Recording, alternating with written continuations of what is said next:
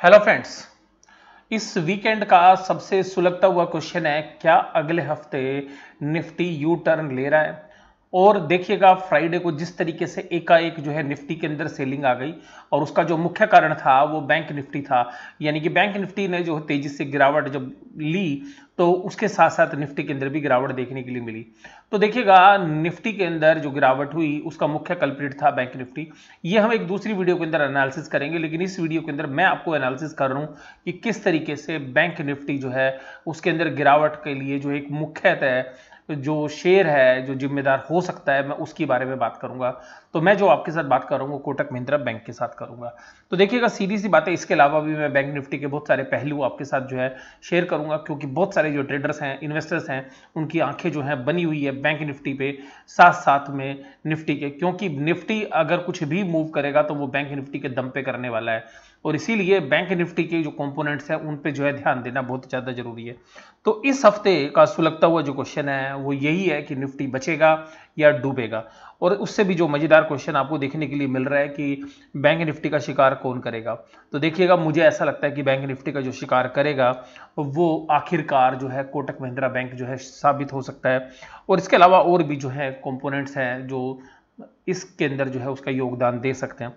और मुझे ऐसा लगता है कि बैंक निफ्टी के अंदर जिस तरीके से वीकली क्लोजिंग जो है वीक साइड पे हुई और एकाएक जो फ्राइडे के अंदर जो सेलिंग आई, जिस दिन की वॉल्यूम्स नहीं होते हैं और वहां पर गिरावट आई, तो देखिएगा इस पूरे एनालिसिस में मैं आपको साथ सिलसिलेवार तरीके से जो है बात करूंगा। देखिएगा, ये सबसे पहली बात है कि बैंक निफ्टी का वेट है कि कौन सा शेयर कितना वेट रखता है। तो देखिएगा, बाकी 5 शेयर्स के अलावा बैंक निफ्टी में ज़्यादा वेट किसी का नहीं है। तो हम केवल 5 शेयर्स की बात करेंगे जिनका बैंक निफ्टी के अंदर वेट है और इनकी मूवमेंट के साथ साथ ही जो है शेयर के प्राइस जो है मूव करते हैं। पहला है एचडीएफसी बैंक, दूसरा है आईसीआईसी बैंक, तीसरा है कोटक महिंद्रा बैंक, चौथा है एक्सिस बैंक और पांचवा है स्टेट बैंक। ये 5 बैंक हैं जिनका सबसे बड़ा वेटेज है। और ये जो बाकी बैंक्स हैं आप देखिएगा कि जिसके अंदर इंडसइंड बैंक है, बंधन बैंक है, फेडरल बैंक है, आरबीएल बैंक है या बैंक ऑफ बड़ौदा है, तो इनका बहुत बड़ा वेटेज जो है आज की डेट में नहीं है बैंक निफ्टी के अंदर। तो जो 5 दिग्गज हैं उसमें सबसे पहले एचडीएफसी आईसीआईसी बैंक है, तीसरे नंबर पर कोटक महिंद्रा, चौथे पे एक्सिस बैंक है और पांचवें पे स्टेट बैंक ऑफ इंडिया है। तो देखिएगा, यहाँ पर जो वीकनेस है वो कोटक महिंद्रा बैंक के अंदर हमें नजर आ रही है और जिसकी वजह से शायद बैंक निफ्टी के अंदर गिरावट होगी। तो ये देखिएगा, पहले कुछ परफॉर्मेंस देखते हैं कि बैंक निफ्टी के जो शेयर्स है उन्होंने किस तरीके से परफॉर्म किया पिछले हफ्ते के दौरान। तो यहाँ देखिएगा, सबसे अच्छी जो परफॉर्मेंस रही वो मेरे एक पोर्टफोलियो स्टॉक है उसके अंदर रही और आईडीएफसी फर्स्ट बैंक का जो शेयर है वो 7.22% जो है चला। और इसके पीछे जो मुख्य कारण थी वो रिवर्स मर्जर से जुड़ी हुई जो खबरें थी बाजार के अंदर, वो एक मुख्य कारण था। तो हो सकता है कि इस शेयर के अंदर इस हफ्ते प्रॉफिट बुकिंग आए ये, लेकिन इसका वेट नहीं है बैंक निफ्टी के अंदर बहुत ज़्यादा, और क्योंकि ये निफ्टी का भी कंपोनेंट नहीं है। तो आप देखिएगा, सबसे खास बात जो मैं आपके साथ करने जा रहा हूँ उसके अंदर जो वेटेज है, वेटेज के हिसाब से आप देखिएगा कि बंधन बैंक ने भी 6% की गिरावट दी, क्योंकि इसने जो सेलिंग हुई थी इसके अंदर जो प्रमोटर ने 310 के आसपास जो शेयर्स ऑफलोड किए थे, उसके बाद देखिएगा इस शेयर्स के अंदर जो है कंप्लीटली आप देखेंगे कि मार्केट के साथ ये पार्टिसिपेट ही नहीं कर रहा है। और ये तेजी बनी हुई थी बैंक निफ्टी के अंदर, तब भी ये पार्टिसिपेट नहीं कर रहा था। दूसरी बात यह है कि एक्सिस बैंक जो है काफ़ी मजबूती के साथ खड़ा रहा, हालांकि वोलेटाइल रहा। और इसी तरीके से आईसीआई बैंक ने भी जो है निफ्टी को गिरने से, बैंक निफ्टी को गिरने से और इवन निफ्टी को भी गिरने से काफ़ी हद तक जो है सहारा दिया। लेकिन देखिएगा, जो और वेट वाले जो इंडेक्स है उसके अंदर एसबीआई है, तो एसबीआई ने भी काफ़ी सहारा दिया।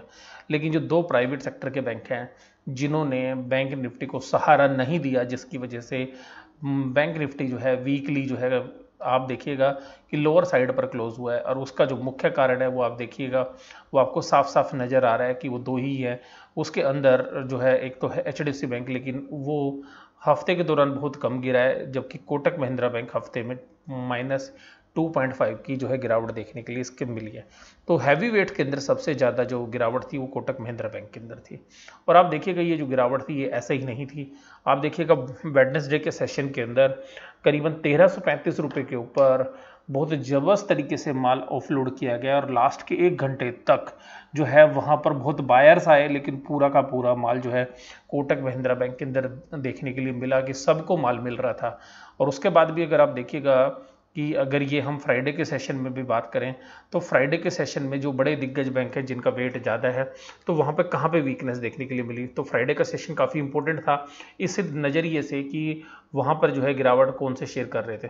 तो वहाँ पर देखिएगा जो सबसे ज़्यादा गिरावट आपको देखने के लिए मिली वो तो बैंक ऑफ बड़ौदा में, लेकिन उसका वेट ज़्यादा नहीं है, आरबीएल का वेट भी ज़्यादा नहीं है, आईडीएफसी फर्स्ट का भी वेट ज़्यादा नहीं है, पंजाब नेशनल का वेट ज़्यादा नहीं है, एक्सिस देखिएगा 2.63।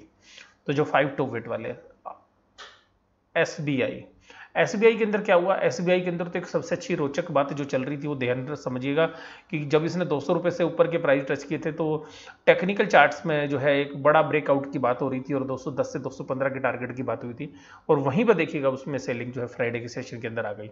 उसके बाद देखिएगा एचडीएफसी बैंक जो है फ्राइडे के सेशन में -2.27, उसका कोटक महिंद्रा बैंक -2.04, क्योंकि पिछले हफ्ते के दौरान बहुत गिर चुका था तो फ्राइडे में जो है इसमें गिरावट थोड़ी कम थी।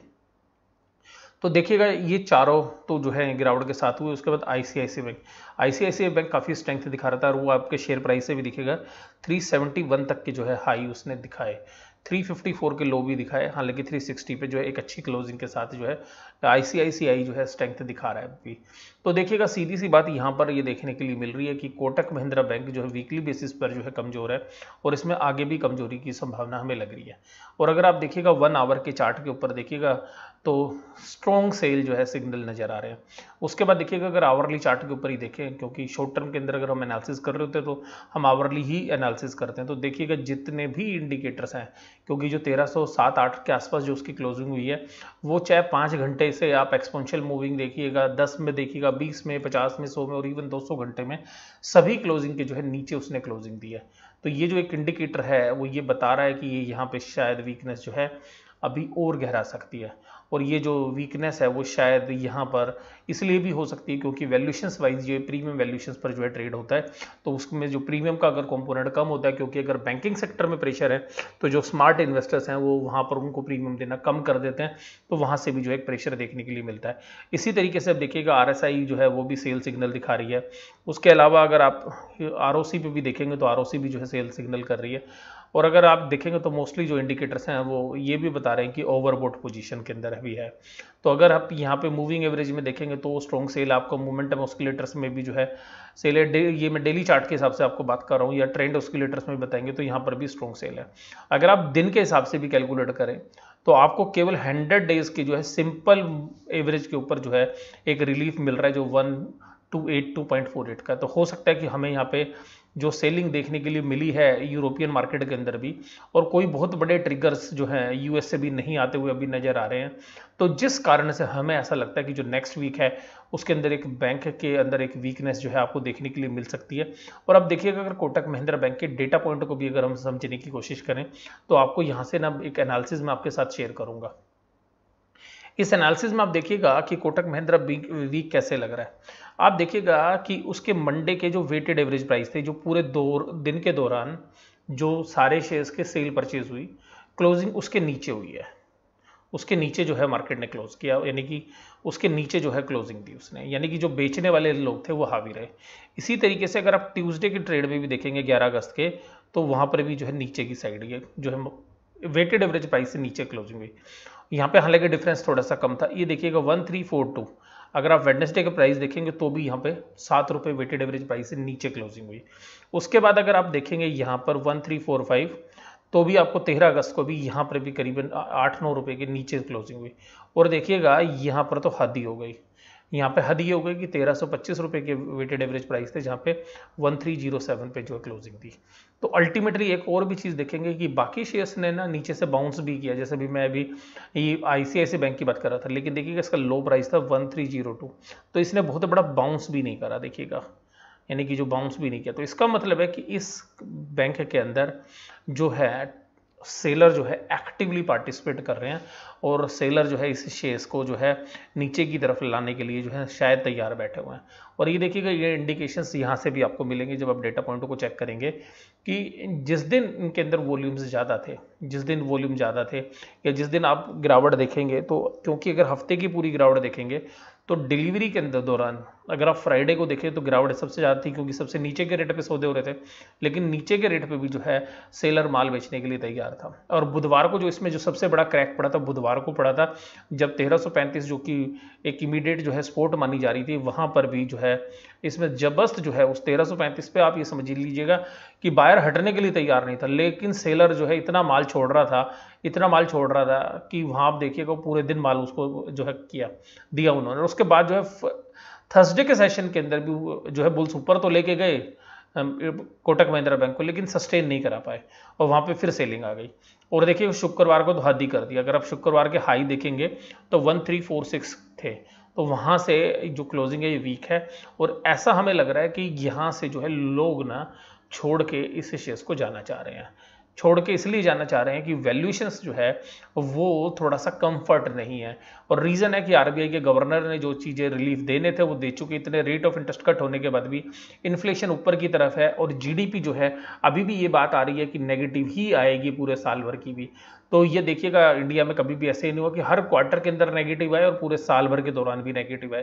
तो ये जो इंडिकेटर हैं ये आपको इस बात की जो है गवाही दे रहे हैं कि शायद इस हफ्ते जो है बैंक निफ्टी अगर नीचे जाएगा तो उसका जो शिकार होगा वो वास्तव में कोटक महिंद्रा बैंक करेगा।